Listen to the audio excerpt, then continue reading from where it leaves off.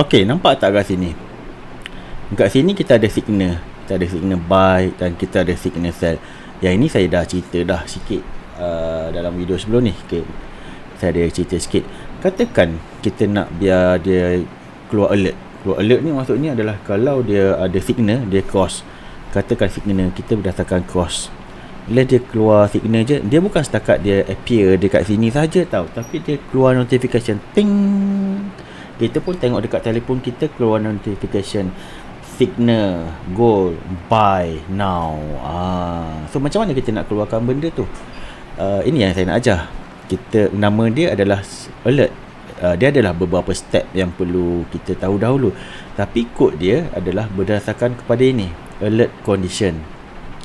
Yang pertama adalah kita nak kena tahu dia punya alert itu, alert condition. Alert itu akan keluar bila. Okay, bila contoh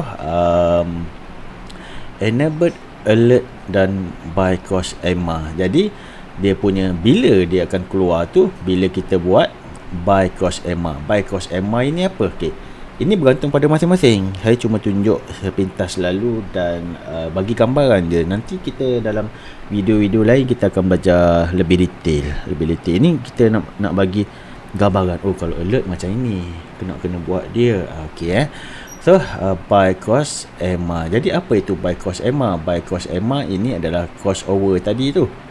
TA crossover EMMA 21, EMMA 50. Okey, bila dia cross sahaja, maksudnya kat sini sistem dah trigger. Okey, market dah cross, EMMA dah cross. Okey. So itu adalah condition dia. And then bila berlakunya condition betul, barulah dia akan keluar alert. Keluar alert dia macam mana? Ini adalah title yang akan keluarlah dekat notification tu, by EMMA cross. Kalau nak edit. Nak tulis benda lain, tulislah benda lain, janganlah panjang-panjang sangat. Okey. Message by EMMA 21 cross above EMMA 50. Kita boleh edit apa sahaja kat dalam hijau ini, sebab hijau ini adalah string ataupun perkataan yang akan keluar bila alert tu keluar. Bila alert itu keluar. Okey cell EMMA. So ini adalah kod dia, API dia, alert condition dan enable alert dan apa yang nak kena trigger dia. And then enable alert and by cross EMMA ini yang akan keluar dia punya kata frekuensi dia tu macam mana. Kat sini nak kena berhati-hatilah sikit. Tengok pada bahagian alert dot frequency on spot bar close ini. Maksud dia di sini adalah setiap kali bila trigger kan, dia akan berbunyi sekali sahaja apabila candle close kan.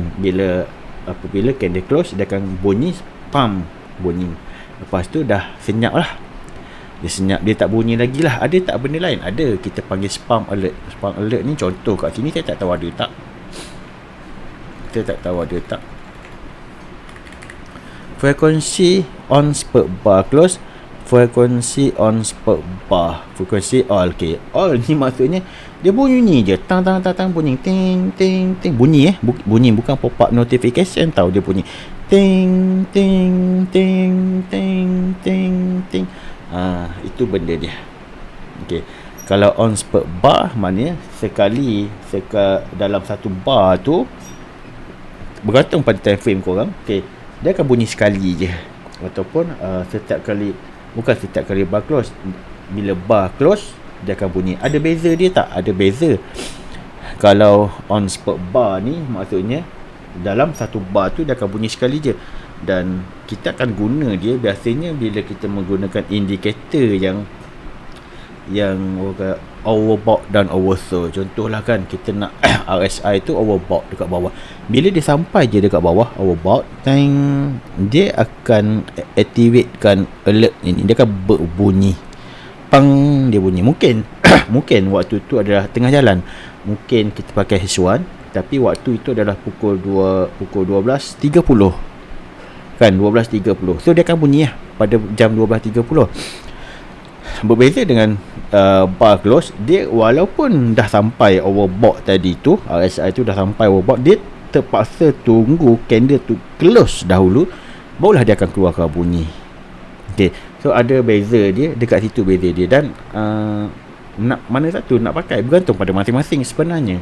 Itu bergantung pada masing-masing. Saya tak boleh nak kata yang ni baik, yang ni tak baik. Tak, bergantung pada masing-masing nak guna untuk macam mana. Jadi ini adalah secara ringkas. Kita akan belajar lebih detail nanti. Kita akan belajar lebih detail tentang perkara ini. Inilah kod dia. Inilah kod dia. Okey, dan kita tengok kat bahagian setting.